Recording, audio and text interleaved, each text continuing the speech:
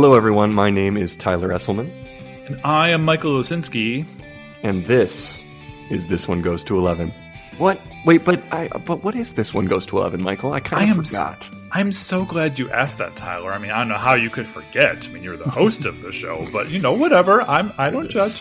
This One Goes to 11. It's a podcast where we invite people on to tell us about music. Like maybe it's a friend of ours, maybe it's a coworker, maybe it's someone that we just ran into at the Price Chopper in Canton, New York, and said, or the Smartin Final if you're in Southern California. See, there you go. And basically we invite them to share an album with us that they believe is perfect. So perfect, in fact, Michael, that 10 out of 10 just isn't good enough. No, it's not. Quite. I mean, it hasn't been yet, and I don't think it's ever going to be. No, and as much as I try to relinquish perfectionism in my life, I think it's an ongoing journey for me. I do think I have really enjoyed diving into what other people think is perfect and other people's definition of that word. This person that we spoke to this week, incredible mind, just a big old brain in the room this week, and and that was really, really fun. Definitely a different energy to a lot of our guests, and I really appreciated that. Who graced us with their presence this week, Michael? Well, Tyler, we got our first ever PhD on the pod, Woo! Dr. Sahar Milani. Yes. Sahar Milani, she's an innovation economist, a heavy metal music enthusiast, so I think you might see where this is going, dear listeners, and associate professor at St. Lawrence University, which is where I'm teaching. Yes. And in her recently launched blog, which is called Metalnomics.com, that's Metalnomics.com, she examines heavy metal from a social science perspective through various topics such as how public policies, technological change, and gender norms impact metal music and culture. And she was one of the first people that I ever met not when I got here, but we talk about it in the episode. I don't want to give away too much. I think we've already given away so much with the style of music. And this, right. I mean, no one sees this one coming, though. This one's great. No.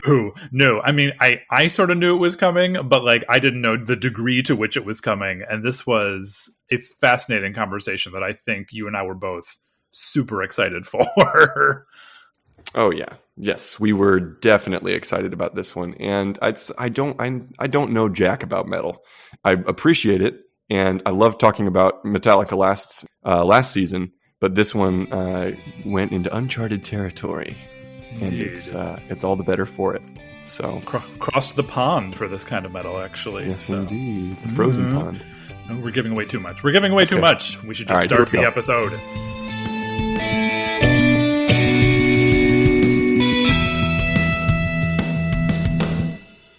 Sahar Milani, welcome to This One Goes to 11.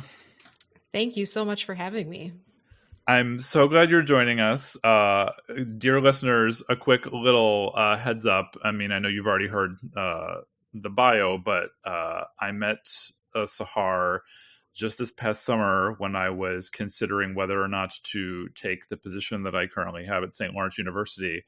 And Sahar was my North Country ambassador, which basically meant we just had a Zoom talk, and I got to ask her the questions that I might not want to ask the people who are doing the actual hiring. And here I am. I'm in Canton. I must have made a good impression because you decided to take the job, and I'm so glad you decided to join us. It's I will say it's been an adjustment coming from a major city, but I was expecting that based on our conversation. Right. Canton, New York is basically Canada, is what you have led me to believe. I mean, yeah, that's kind of accurate. That's not such a bad thing, if you ask me. And now that the border's down, well, the border wasn't restricted, but now that the vaccination requirement's gone away, it's just free for all. It's the wild, wild west up here again. Yeah. Very excited to have you, Sahar. This is going to be a good one, I think. I think so. Yeah. Well, let's not let our listeners be in suspense any longer. What album hath thou brought before the tribunal today? Well, I've brought the album Follow the Reaper by Children of Bodom. Yes. I had never heard of this band before. In fact, all of your choices I had never heard of. And I have to tell you, Tyler and I were pretty excited because when we get a list of things we don't recognize, then it's a chance for us to get to dive into something, and dive Selfishly, we did. it's the whole reason. It's the whole reason we do this is a roundabout way of saying, what are you listening to? Well, I'm glad you're excited and not scared. That was one thing yeah. I wasn't quite sure about, but do you get that a lot? I mean, I think so. I mean, this is a heavy metal album, and it's not just a heavy metal album; it's a death metal album. So, right. I think it can be kind of intimidating for some people, unless you. Yeah, I have questions about that. I think Michael has questions about that too. Yeah. And you have a lot of scholarly work out there, as we found out too late, or at least some scholarly work out there that I needed to do some reading. So maybe we'll link to some of that work in the bio. But your approach to this is admirable. That would be awesome. Yeah, I've done a little bit of writing on heavy metal. I wouldn't call myself a scholar of metal just yet. So I am an economist first and foremost, which really doesn't have much to do with metal. But, as a social scientist, I've been thinking a lot about, heavy metal music and heavy metal culture and kind of the sort of social issues that kind of go along with heavy metal, and even the economic issues that go along with heavy metal. So yes, I've done a little bit of writing on my blog, but I wouldn't consider myself a full scholar of metal just yet. I'm aspiring to that. You're well on your way. But before we, in that vein, before we get too far into things, we have to do everyone's favorite segment on This One Goes to 11. What is that segment? What's the one that everybody loves, Michael? Well, I'm so glad you asked, Tyler. It's called A Beginner's Guide to Children of Bodom's Follow the Reaper in 60 Seconds. And yes, it is. I'm coming around now, Tyler. I guess it is everyone's favorite segment. I've been so resistant all season, but you just get to put all our chops on display. And I think I did okay on this one. I think I did okay. I was trying to capture the flavor more than anything. I was trying to sort of set the scene, if you will. And it is an evocative scene. So I hope, Sahar, you'll have it sounds like you've listened before. You'll have the opportunity to grade me on how I've done, giving our listeners a taste.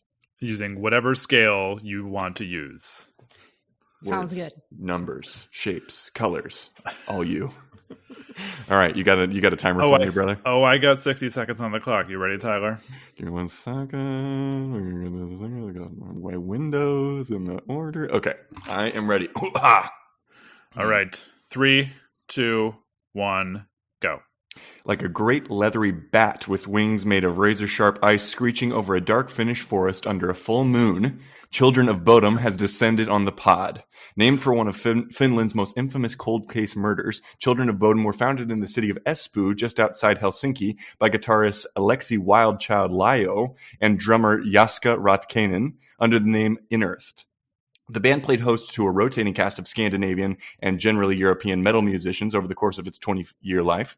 Usually described as melodic death metal, their third studio album incorporated power metal elements to an already very clear symphonic scope to their music in earlier albums. This was manifest in the driving tempo, stratospheric keyboards. The album produced many setlist fan favorites and helped propel the band to wider international recognition. The band called it a day in 2019, and frontman Aleksi Laiho tragically passed away the following year, but they remain one of Finland's most successful and popular bands. All right. Came in under the wire. Excellent. Well done. All right, Sahar, what do you think? How did Tyler do? I think he did great. I'd give that one 11 out of 10. Very good summary. Thank you. Excellent. And you really captured the vibe, the Finnish death metal vibe, which is important. It is important. And I think when I think death metal, I actually do think Scandinavia. I think like that is that is the immediate connection I make. And it's so appropriate. It's so appropriate, the like true crime connection to this one too, because I feel like all of our true crime is Scandi nowadays. Well, I appreciate that. I got 11 out of 10 on the board. It's a good place for me to start. But now it's time for you to start building your case. Yeah. Before we get too deep into the depths of death metal, we got a more big picture question for you, which is just basically what's the role of music in your life now and in the past? What sort of relationship have you had with it? Yeah, that's a great question. Great place to start. I would say that music's been very important in my life. And I guess we could think of music as sort of like a therapeutic, right? I think a lot of people feel that way about music as something that helps you deal with life's struggles and problems. But I would also say that music is sort of a way for me to develop the person that I am and the people we become in our lives, because it's not really just music. It's also part of a wider culture, right? And in something like heavy metal, it's a subculture, and subcultures have their own norms and values and things like that. So, so I would say that music has helped me build a sense of identity, in addition to being sort of something important for helping me get through life. I didn't always listen to metal. I started out with classic rock, which is actually the way a lot of people come to metal, is either through classic rock or through punk music. And yeah, that's what I listened to growing up is classic rock. That's what my parents listened to. And I still love a lot of that music. I still love a lot of classic rock. And, you know, I think, yeah, I mean, it's kind of going way back in time now. Like I'm thinking like, you know, when I was younger, music was sort of important to me because I sort of felt excluded socially. And that was for some very specific reasons. So my dad is an immigrant. My dad is from Iran. Both of my parents were not from the place where I grew up. So I sort of felt like we were outsiders in a certain sense. The town I grew up in north central Wisconsin was very not diverse, very conservative, very very religious, mostly white. And, you know, my family, we are not religious. We're not conservative, and we are white, but I was considered very ethnic in my hometown. So that was sort of like this constant thing that was defining my existence, you know, growing up. And I wouldn't say that like I faced like overt discrimination because, you know, like visibly I'm white and I, you know, have all the privileges that go along with that.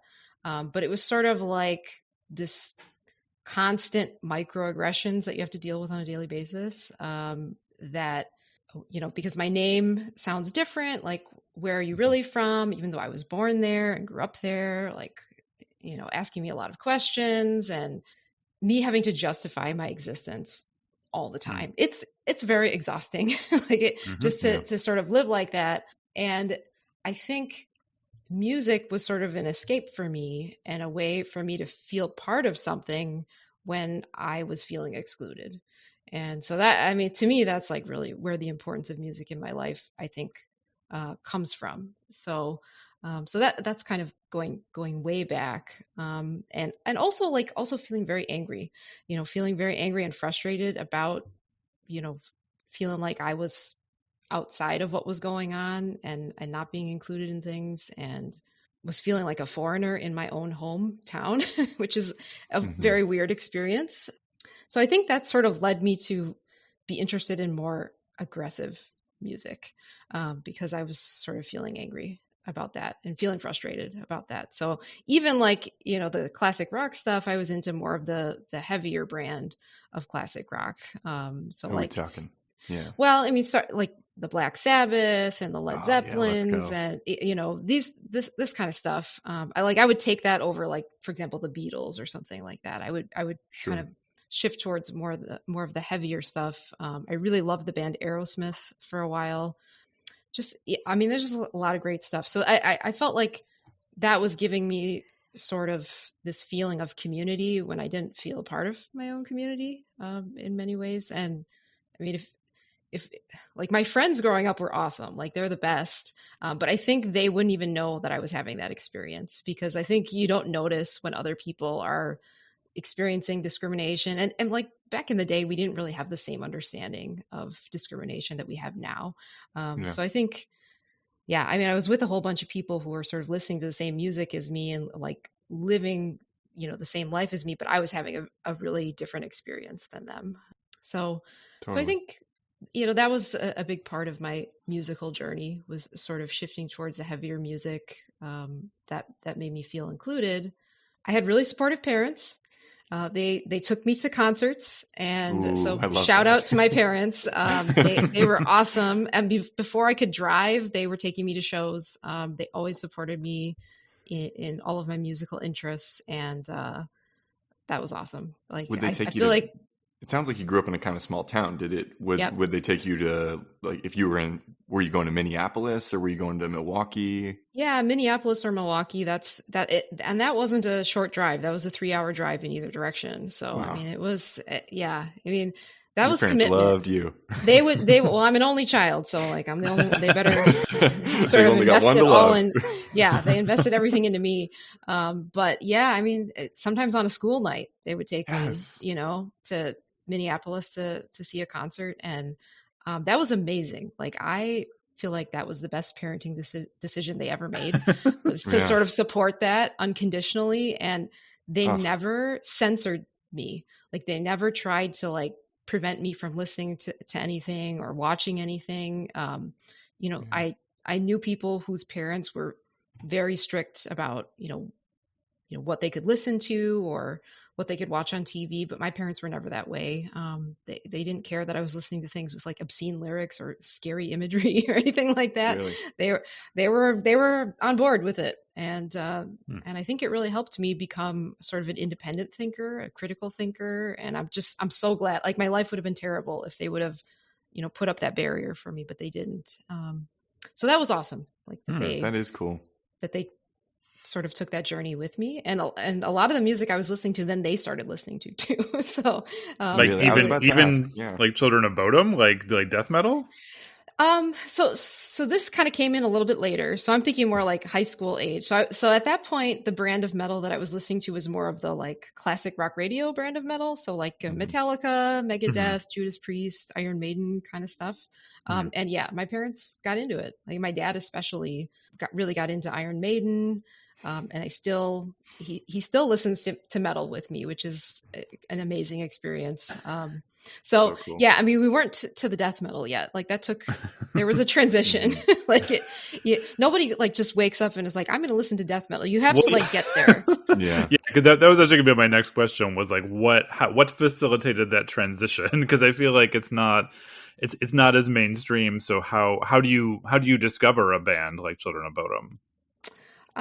Well, you don't hear this on the radio, so you don't just like turn on the radio and hear it or anything. But you hear about it through word of mouth, right? Like word of mouth is so important for underground music. I mean, you hear about it from your friends and other people, and that's the way it's always been for metal. Like even back in the 80s and 90s, people like mailed each other tapes to get the word out. That's kind of how Metallica started, actually. It was in that underground tape trading kind of network. But yeah, I learned about it through friends. And I mean, this is going to really set the scene for the time period when I discovered this album. But somebody gave me a pirated copy of the album. So we were not purchasing music back then. We were sharing it. And that was how we listened to things. So I mean, the internet was very good. Are we purchasing it now? We're definitely not purchasing that music now with the way we stream things. That's crazy. It's kind of crazy. It's just become normalized and part of the market that we do that. Certainly, yeah. I mean, it's crazy how things have evolved. I mean, we couldn't have even imagined streaming at that time because we didn't have the internet speeds. But we were definitely sharing music like crazy, and so that I think was very beneficial for underground music, especially a band like Children of Bodom. I think it's the way that they actually got very popular, at least in the underground sense, in the United States. So I got to give you some points. Definitely you had so much good stuff here, but I'm gonna give you two main blocks of points. 300 points for the 3-hour drives to Minneapolis or Milwaukee with your parents, because that's just beautiful to me, and I'm so happy they did that for you. So 300 points for that, and 600 points because I think, if I'm not mistaken, you might be the first person to mention the name Aerosmith on this podcast. Okay, and I thank you for that. I think that you deserve a special commendation for that one. No problem. I actually know a lot about Aerosmith. That was actually the other band that I was debating choosing an album from. I really like that. They were really like the first band that I was like, I really like this. Like I really enjoy this music, and I went to a lot of their concerts. Did you really? Oh yeah. One of our guests this season off recording, I found out that he believes that Aerosmith is still the greatest American rock band today. And I think that's true. To be made. Yeah. Yeah, I think that's true. I mean, a huge catalog. I mean, and so much diversity in the stuff that they put out. Like I wouldn't even really know how to define them. I mean, these days, but yeah, I would agree with that. They were awesome. Steven Tyler's not doing so hot right now, is he? I think he kind of some health problems, if I'm not mistaken.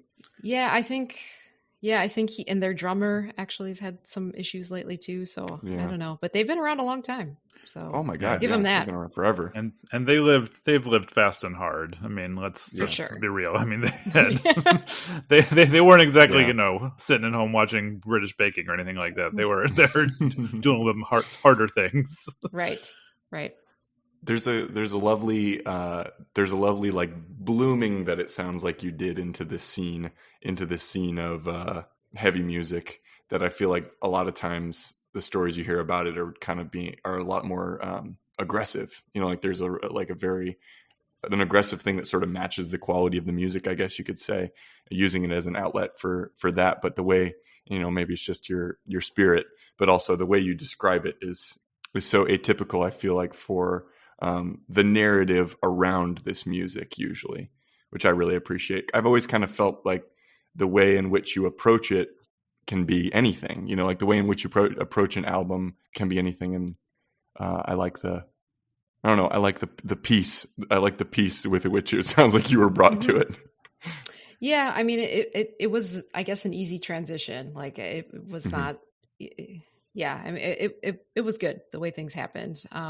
But yeah, I mean, like, I guess beyond that, I think that, you know, listening to this type of music has really influenced some big decisions in my life, which is kind of interesting to think about because heavy metal is not just the music. It's about much more than that. And to me, heavy metal represents like the truest freedom and independence. Like, to me, that's like the central value of the culture. And, you know, that sort of I adopted as sort of my way of thinking about things, is that's how I want to live my life.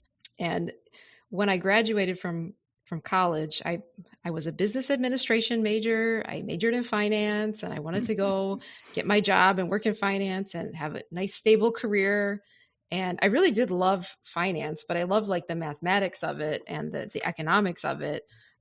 That's probably not why a lot of people major in business administration, because their love of the discipline, but that's why I did. And so when I went to go work in the bank, I was very enthusiastic. I was like, here's my first job. It's going to be awesome. And it was so not what I expected. You know, it was not intellectually stimulating. You know, it was kind of repetitive. You know, I had a boss and my boss had a boss. And, you know, we got told what to do every day. And then we just did those things. And I felt like I had no freedom, no independence, and no creativity. Ugh. And those are the things that I valued the most, especially being in like this heavy metal culture. Like, I felt like it wasn't a very genuine way for me to live, you know, just kind of working the 9-to-5 job. So I was, and at that time I was like, well, what is a career that I can be my truest self? Like, what is a career where I can have that flexibility and I can wear what I want, say what I want, do what I want. And I was like, well, that's going to have to be academia. So let me go to school for 7 more years and then I'm going to get there. That is so, I don't feel like that's what most people would say. Most people would say, could do it, would say probably like to be a musician or to be, to be a creative in that sense. So it's fascinating to me that teaching was the thing that was the answer to those questions. You get 5,000 points for that. Well, I wish I could have been a musician. Like I do know some basics. Like I had piano lessons and guitar lessons, and I took music theory in college, and I but I feel like it's not where my talent was. My talent was like quantitative analysis. So I'm thinking, okay, how do I achieve what I want in life and sort of, utilize the skills that I have? And that was the way. So here I am. And now I'm a professor of economics, but I hopefully will one day be a metal professor. So it sounds pretty metal to me already. Yeah. That's pretty metal. Yeah. So. Random question. Do your students know of your interest in metal music? I do talk about it sometimes. I don't think they really, most of them do not listen to metal. So I don't think they really have any concept of, I think most of them like get their music from TikTok. I really don't think that they, I think that the way people listen to music these days, this new generation of students, it's very different than the way I listen to music. I mean, I listen to albums, like we're talking about the perfect album, right? They just listen to songs. Like they don't know where the song came from or who the artist is. And everything they listen to is like a remix of a remix of a remix. And I don't even think they know the whole story behind, how the song got to where it is. So they, didn't they Pavement know. have a song just start charting again because of TikTok? I think. Well, there's obviously the whole Kate Bush thing with Running Up the Hill and Stranger Things, but I think Pavement, I don't know how to know where Pavement had a song start charting again a few months ago because it was on some viral TikTok. I mean, a lot of old songs are like, ABBA songs and like things are coming back because of TikTok. But yeah, I don't think that my students have any real concept of what is heavy metal and what I listen to. I found out pretty early on, at least this type of students we have at St. Lawrence, that they are not really in tune with that type of music. So I think it doesn't come up that much, although I try to sneak it in wherever possible. It's in my attitude. It's in my it comes out in interesting ways, but I don't, I guess, explicitly talk about heavy metal because I'm mostly talking about so right now I'm teaching statistics. So like it doesn't really come up that easily. Although I would I would just love to sit in on one of your classes and like try and find the little metal that like pops up in the lessons as you teach. Yeah. I mean, it's so a part of my personality and my existence that it shows up, it's there. But you really are articulating something that I think when I feel like over the last couple of years it's become a buzzword to say something is metal, at least in the circles that I've been moving in, and I really like it because it's kind of funny. It's kind of funny, but it also is it really is an attitude. And so like taking a metal attitude towards something, it's like that whole thing when punk was first coming out, was saying that is punk. Or you could even say it about jazz, like somebody would say that is jazz, referring to anything in their life or in their community. And metal has certainly, I think, taken that on. I'm trying to bring metal to the things that I do too. That sort of, I guess I never thought about it. And you use the term freedom. I think it was freedom that you said, right? Freedom and like freedom of expression and independence. And I do think that if you take that attitude towards whatever you do, you make your endeavor metal. So you make statistics metal by your sheer presence in that room. I mean, at least that's what I'm going for. I mean, that's kind of the attitude that I take on a daily basis. So, I mean, that's really what it's about for me, is just, living your authentic self and being free to do that. I don't think everybody has that opportunity. Yeah. Many people don't. So 6 million points for that, for sure. Yeah. Well, I want to start talking about this album specifically, but I think we should actually set up your standout track so our listeners can hear a track, and then when we come back from that, we can dive more into the specifics of the band and the album. And I have a bunch of questions for you about all the subgenres of metal that I hope we can get to talk about. But why don't you tell our listeners what is the standout track you've chosen from the album, and why did you choose it? So I chose the track Follow the Reaper, which is the title track of the album. It's the first song of the album as well. I chose this track. I mean, first of all, it's my favorite song on the album. So, I mean, there's the subjective criteria there, but I like it because it's fast. It's aggressive. It sets the tone of the album. It also was frequently used as a show opener at their concerts. So I have a lot of memories surrounding that. I just think it's a great high energy introduction to what you're about to experience. Yeah. Blast and off. It opens with... I'm not sure I understand.